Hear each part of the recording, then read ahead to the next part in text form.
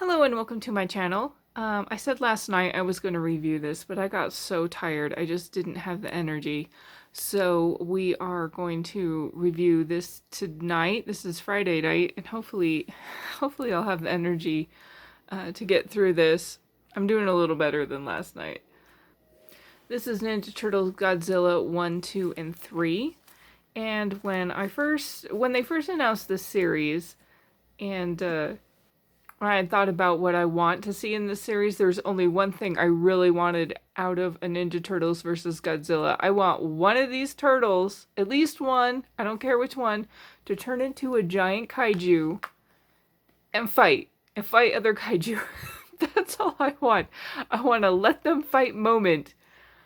Are we going to get that in this series? I don't know. But we are going to look through these three and see how the story is so far.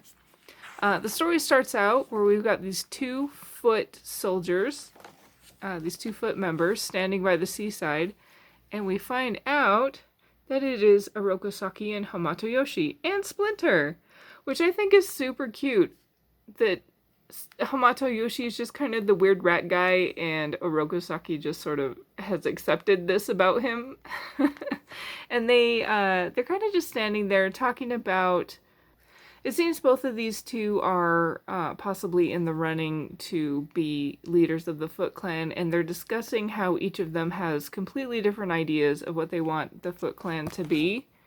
But as they are talking, the thing that they are there for shows up, which is Godzilla.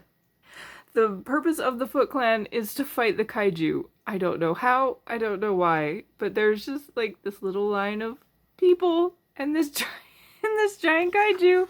This is what's gonna happen. I don't know what they think they're going to do against Godzilla, but I'm not super familiar with Godzilla. I've seen a couple movies, but I don't know all the lore or anything, and I'm not sure if this is a canon design or not, but he's very mammalian. He's got like a mammal nose and like these little otter ears. He looks like an otter. I'm not sure what this design is. He almost looks furry. It's interesting. But this guy back here, he's like, oh god, like he did not sign up for this. But these two are like, I guess it's time to do the thing. So they put on their ninja masks so Godzilla won't be able to identify the people who assaulted him, I guess. And they're like, yeah, for the Foot Clan. And then it cuts to present day, and we get another Bebop and Rocksteady fight, just like we got in Battle Nexus, because it is good filler, I guess. But I do like, how he like hits Bebop, he does the wink, like a pig noise. I thought it was kind of fun.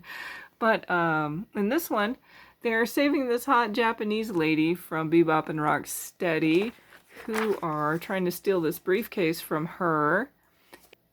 Look at that grin. That is such a great grin. I love that. They manage to knock out Bebop and Rocksteady and help this hot lady get out of the building.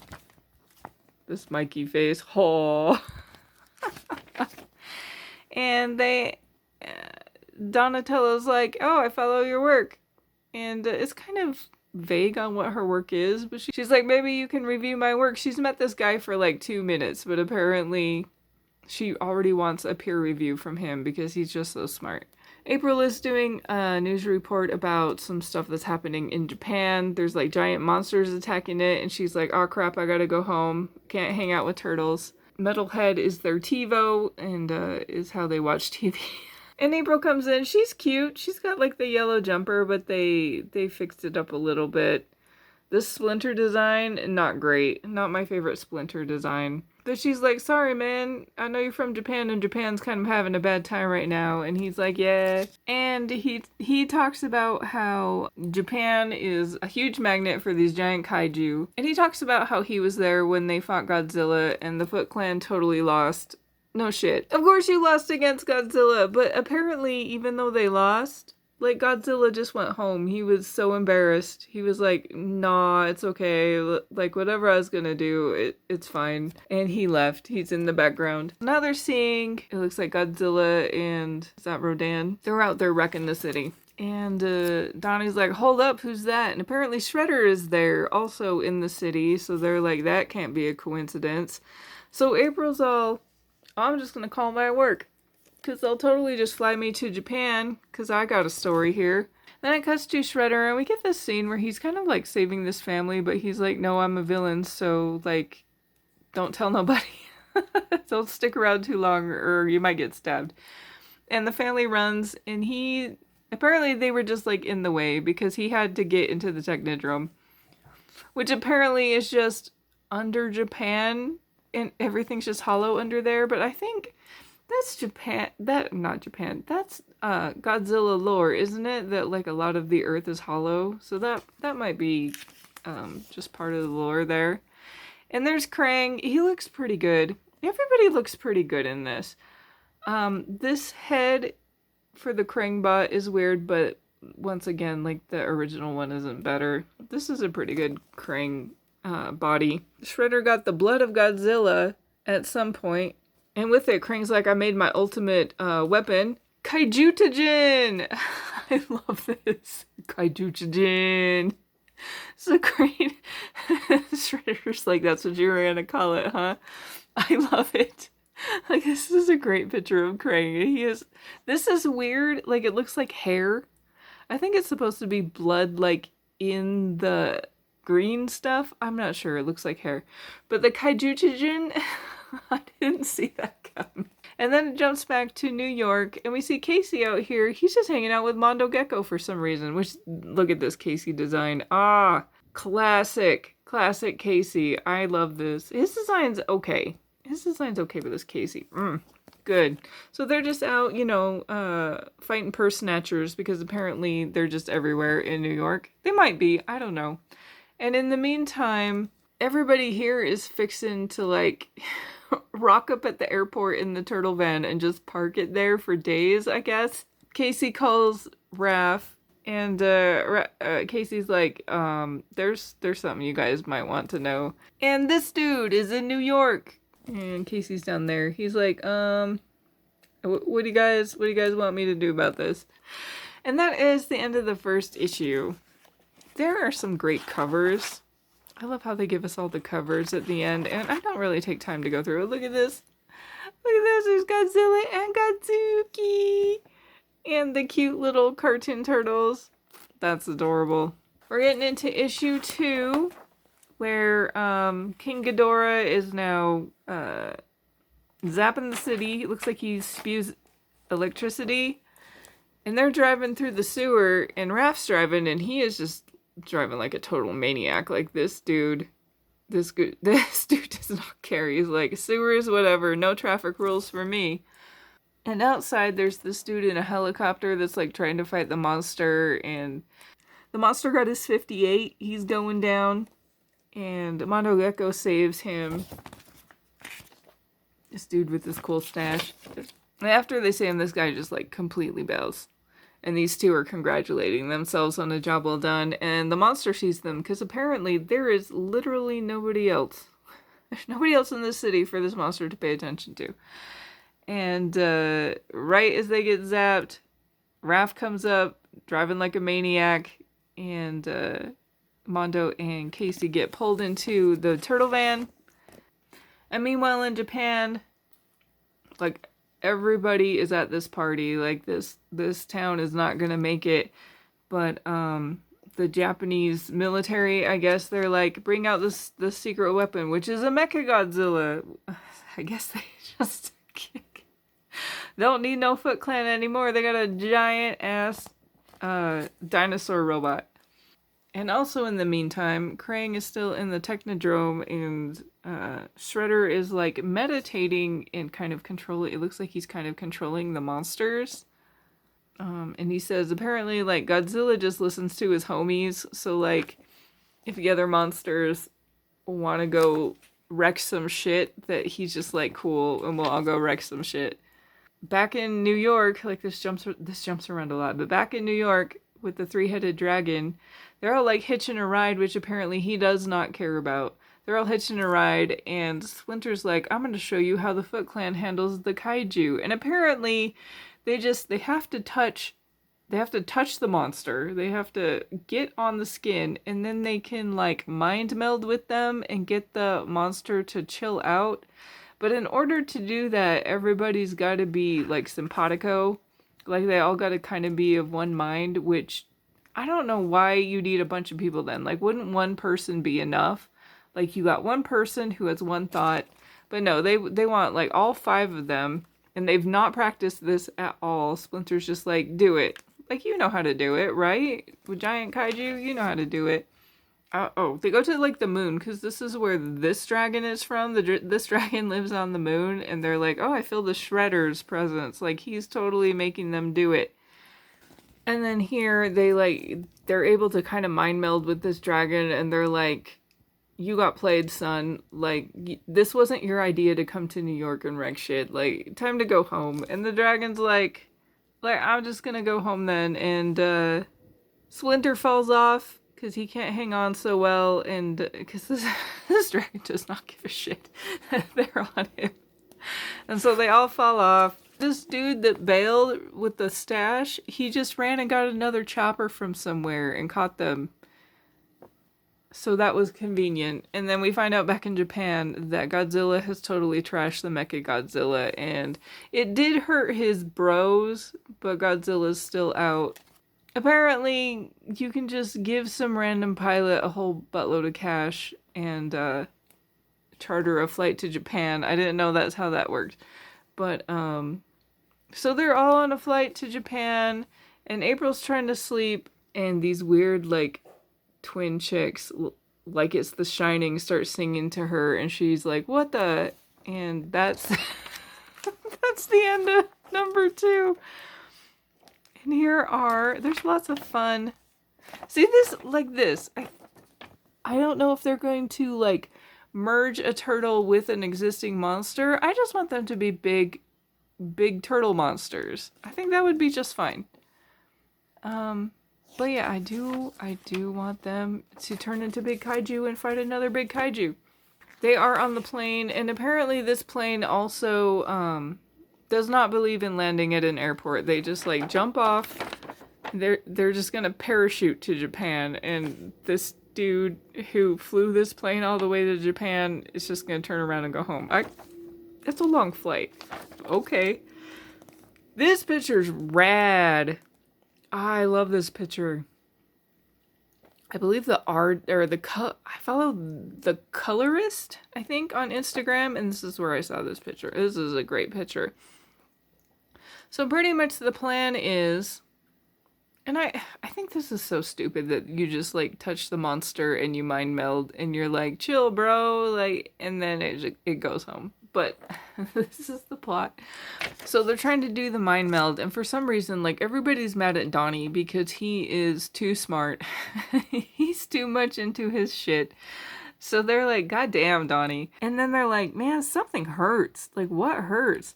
And they get back out of their mind meld, and they're like, oh, we're on the spines, and Godzilla's powering up. He's powering up to do this, and apparently being on his spines is going to hurt you if he's doing that. So they bail. They parachuted out of the plane because these guys stayed, because April's like, I heard these chicks singing at me, and we have to go to a different island.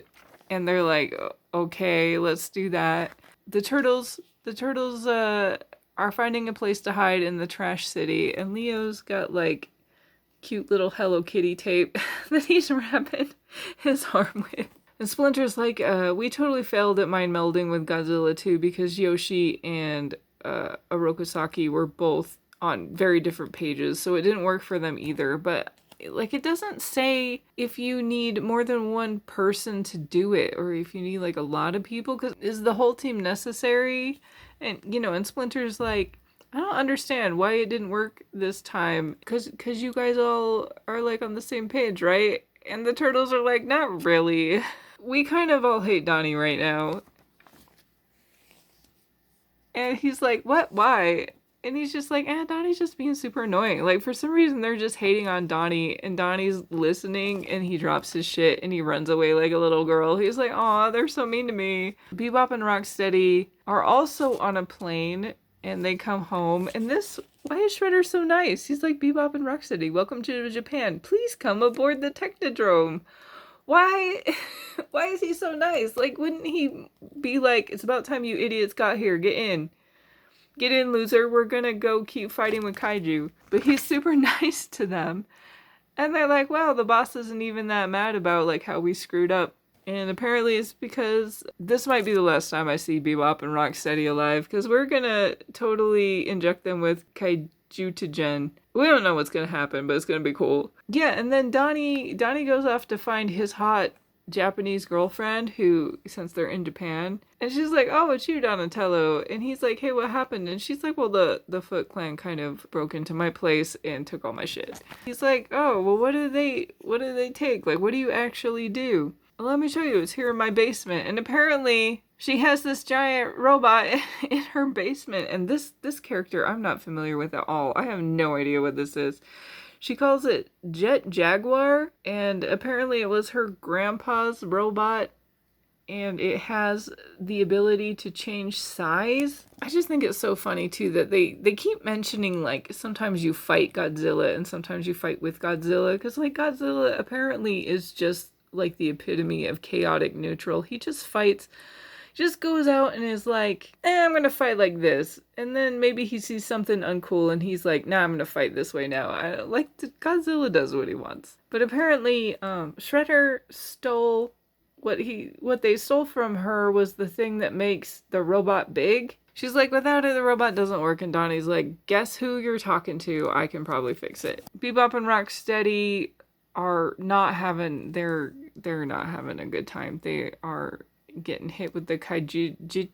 They get hit with Bebop and Rocksteady are getting hit with the kaiju, and it is not going well. Like, they are not enjoying it whatsoever. And Krang is like, they'll survive or they won't. But I got the engine that makes stuff get big. And, he clearly has plans for this. I think he's going to put it in his robot, but we'll see. And then we go to April and Casey and Mondo. I'm not sure why they included Mondo in this, but I was very surprised just to see him in a crossover. Like, we'll take Mondo with us. We don't get to see him very much. They go to this island and there's just like a bunch of I don't know what this island is because they were around Japan, but now these are not Japanese people. So I don't know where they are. Some fictional island, I'm sure. But there's these native people to this island who probably have no idea why they're here. And Casey's, of course, he's having a great time. He's like, oh, I get to fight all types of people on this trip. And April finds the weird twins that were singing at her, and they're tiny. I don't know why. This must be a Godzilla thing. That must have happened in one of the movies. I can't imagine that this is something they made up for this comic.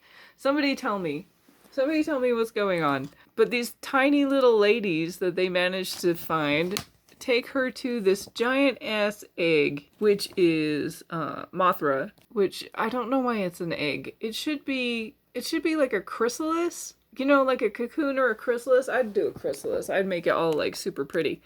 But it's an egg for some reason. And so that's where we are now. That's all that has happened so far.